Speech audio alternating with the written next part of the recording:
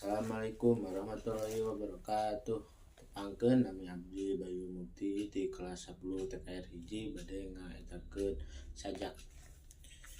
Biru di langit, kilap bintang jeung rasa nu luar biasa. Dina sajarah Sunda ngadeg di tengah-tengah bangsa umat anu luhur. Panon poe panyerangan kaasupkeun upami ngariung ti leuweung. Kecap jeung gita nyiptakeun irama jeung ngieunkeun kekebalan. Sajak lirik. Ibu, hatur nuhun. Sanajan anjeun teu aya, memori anjeun tetap dina hate abdi. Saban langkah abdi dibarengan ku doa anjeun, ibu tercinta. Anjeun salawasna aya dina sisi abdi.